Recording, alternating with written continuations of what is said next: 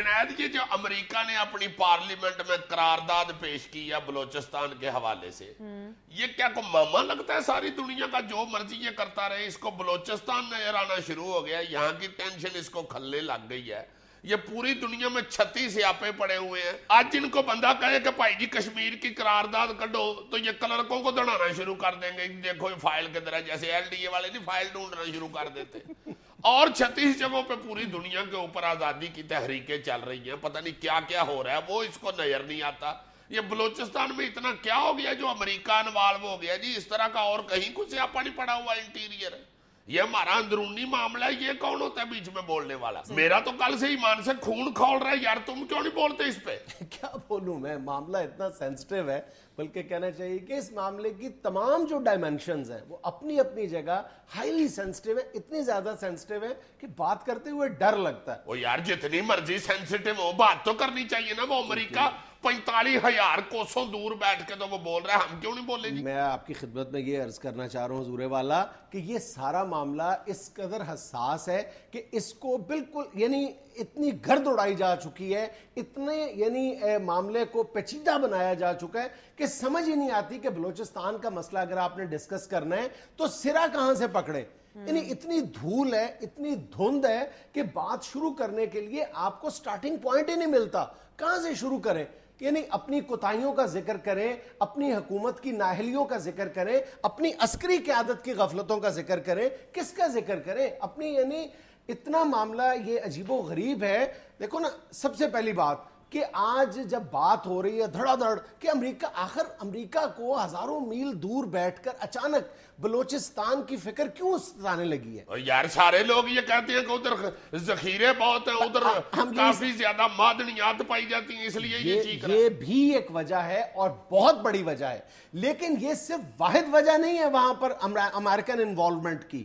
بہت بڑی وجہ یہ ہے کہ یہ جو ہم کہتے ہیں جی جیو اسٹریٹجک پوزیشن پاکستان کی، اگر پاکستان کی کوئی جیو اسٹریٹجک پوزیشن ہے تو وہ بلوچستان کی وجہ سے ہے. اور وہ کیوں ہے؟ سب سے پہلے اس مسئلے کو سمجھنے کی ضرورت ہے. دیکھو جیو اسٹریٹجک کی رٹ لگائے رکھتے ہیں ہم، اس لیے جیو اسٹریٹجک پوزیشن ہے بلوچستان کی کہ اگر خدا نخواستہ بلوچستان میں امریکی اثر و رسوخ پیدا ہو جاتا ہے، امریکہ وہاں آ کر خاکم بدن بیٹھ جاتا ہے، تو وہ پورے خطے کو نہیں پوری دنیا کو کنٹرول کر سکتا ہے، ہر لحاظ سے، ملیٹریلی بھی، فائنینشلی بھی، فزیکلی بھی، پولیٹیکلی بھی. نہیں تو بلوچستان کا مسئلہ کیا ہے جس کی شے پہ اٹھ کے تو انہوں نے قرارداد پیش کر دی؟ یہی تو میں بتانے کی کوشش کر رہا ہوں کہ بلوچستان کے مسئلے کو سمجھنے کے لیے امریکن انٹرسٹ کو جاننا ضروری ہے کہ جو بلوچستان کی جیو اسٹریٹجک پوزیشن ہے اس سے امریکہ کیا کیا فائدے حاصل کرنا چاہتا ہے، ہندوستان وہاں پر اپنی کون سی کھیل کھیلنا چاہتا ہے، اس بات کو جاننا ضروری ہے.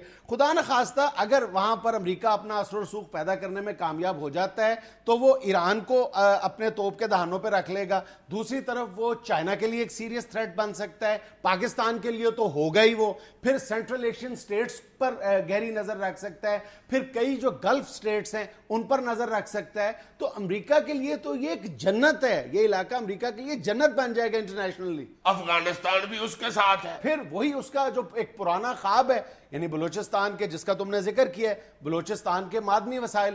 جتنے بھی اس وقت امریکی حکومت میں فیصلہ ساز قوتیں ہیں ان میں سے جو میجورٹی ہے وہ مائنرز ہیں، انکلوڈنگ جارج بش. یعنی تیل میں انٹرسٹڈ لوگ ہیں، معدنیات میں انٹرسٹڈ لوگ ہیں سارے جو وہاں کے فیصلے کر رہے ہیں. تو یہ کیسے؟ اور یہ کوئی ڈھکی چھپی بات تو نہیں ہے کہ اس وقت بلوچستان کے اندر hundreds of trillions of dollars کے وہاں پر ذخائر موجود ہیں، کوئی لاکھوں کروڑوں کی بات نہیں ہے. اور یار گوادر کی بندرگاہ ہی نہیں مان، اتنی اہم بندرگاہ وہ. اس زمن میں بھی ہمارے جو اپنے دو برادر اسلامی ملک ہیں ان کے بارے میں یہ کہا جاتا ہے کہ ان کی شدید خواہش اور کوشش ہے کہ کسی نہ کسی طرح یہ جو گوادر کی بندرگاہ ہے یہ کامیاب نہ ہو جائے، کیونکہ ان دونوں ملکوں کی بندرگاہیں بری طرح متاثر ہوتی ہیں اگر گوادر کی بندرگاہ کلک کر جاتی ہے. نہیں تو اب یہ ہماری حکومت نے کوئی سنجیدگی تو شو کی ہے یہ گول میز کانفرنس بلانے کے حوالے سے؟ یار ویسے میں تمہیں ایمانداری سے بتاؤں، بلوچستان کے مسئلے کی سنگینی اب یہ جو گول میز کانفرنس، چکور میز اور تکون میز کانفرنسز ہے نا، ان سے بہت آگے نکل چکی ہے. صحیح. اب کچھ کرنے کا وقت ہے، اور اگر یہ پہلے سالوں اور مہینوں کی بات تھی اب یہ لمحوں کی بات ہے. اگر ایک لمحے کی بھی تاخیر کی گئی تو یقین کرو کہ ہم سب مجرموں کے کٹہرے میں کھڑے ہوں گے بلوچستان کے حوالے سے. نہیں، یہ رحمان ملک صاحب تو کہہ رہے ہیں کہ ہم سارے بلوچوں سے مقدمے واپس لیتے ہیں اور سب کو استقبال کر کے واپس بلاتے اس ہیں. طرح کے اعلانات اور بلوچستان پیکیجز پہلے بھی کئی بار اناؤنس ہو چکے ہیں. ان کا رزلٹ کیا نکلا ہے؟ میری رائے میں یہ معاملہ رحمان ملک صاحب کے لیول کا نہیں ہے. اس میں پاکستان کے تمام لوگوں کو، اور خاص طور پر میں یہ کہتا ہوں کہ پاکستان کی عوام کو، میڈیا کو، سیاستدانوں کو، سیاسی جماعتوں کو، حکومت کو، سب کو اپنا اپنا کردار ادا کرنا چاہیے اور اس لمحے سے ڈرنا چاہیے کہ ہم، جس کا میں پہلے ذکر کر چکا ہوں، کہ کسی نہ کسی انداز میں مجرم کے کٹہرے میں نہ کھڑے ہو جائیں. بلوچستان کے حوالے سے ہمارے پاس اب کوئی بہت لمبی چوڑی آپشنز نہیں ہیں، اور بلوچستان کے مسئلے کا حل بھی بالکل سیدھا سا ہے کہ بلوچ قوم کو اس کے حقوق دیے جائیں بغیر کسی ریزرویشن کے، کھلے دل کے ساتھ، کھلے دماغ کے ساتھ. اور جب بلوچستان کے حقوق کی بات کی جائے تو ان بیچاروں کا بھی ذکر کیا جائے جو 4 نسلوں سے بلوچستان میں، کوئٹہ میں آباد ہیں، اور آج بھی ان کی چوتھی نسل کو یہ حق حاصل نہیں ہے کہ وہ بلوچستان کا ڈومیسائل حاصل کر سکے. ہوئے ہوئے ہوئے ہوئے، یعنی ایسے لوگ بھی ہیں وہاں پہ جو 4 نسلوں سے وہاں رہ رہے ہیں اور ان کو بلوچ ہی نہیں مانا جاتا. ہزاروں کی تعداد میں، اور ان کو بے دخل کر دیا گیا وہاں سے. بلوچستان کو جب بھی حقوق دینے کی بات ہوتی ہے تو یہ سمجھ لیا جاتا ہے کہ چند بلوچ سرداروں کو، ارب پتی بلوچ پولیٹیشنز کو رائلٹی کی شکل میں پیسے ادا کر دیے جائیں تو یہ بلوچستان پیکج ہے. اس طرح کے بلوچستان پیکج دینے سے مسئلہ حل نہیں ہوگا. یعنی ہماری حکومتیں صرف ادھر کے لیڈر صاحبان کے ساتھ ہی مکمکا کر لیتی. ظاہر ہے کہ مذاکرات تو پولیٹیکل لیڈرشپ کو انوالو کیے بغیر ہو ہی نہیں سکتے، لیکن اس لیڈرشپ کو انوالو کیا جائے نا جن کی اپنی سرزمین کے ساتھ محبت اور وفاداری تمام شکوک و شبہات سے بالا تر ہے، اور وہ کسی کے ہاتھ میں کٹ پتلی نہیں بنے ہوئے. بلوچ قوم کے زخموں پر حقیقی معنوں میں مرہم رکھنے کی ضرورت ہے، ان کو اپنے سینے سے لگانے کی ضرورت ہے، اور یہ محض کوئی جذباتی باتوں سے نہیں ہوگا. ان کو واقعی، اصل میں، حقیقت میں ان کے حقوق لوٹانے کی ضرورت ہے جس کے وہ مالک ہے، اور اسی میں بلوچستان کی بہتری ہے، اسی میں پاکستان کی بہتری ہے. ہائے ہائے، واقعی بات تو صرف اتنی سی ہے، مگر انہوں نے بلوچستان کو سازشوں کا گڑھ بنا کے رکھ دیا. یار سازشوں کا گڑھ ہی ہے نا. اس بات پر غور کرنے کی ضرورت ہے نا کہ امریکہ بہادر آخرکار کوئٹہ میں اپنا قونصل خانہ کھولنے کے لیے اس قدر بیتاب کیوں ہے. یعنی جو ہمارے محب وطن حلقے ہیں وہ بارہا اس بات پر اپنی ریزرویشنز شو کر چکے ہیں کہ اگر وہاں پر قونصل خانہ کھل گیا کوئٹہ میں تو یہاں پر حالات قابو سے باہر ہو جائیں گے.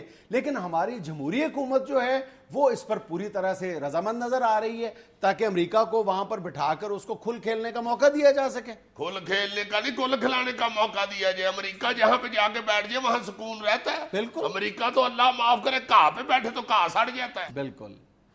ناظرین، یہ وقت ہوتا ہے ایک چھوٹی سی کمرشل بریک کا، ہمارے ساتھ رہیے گا.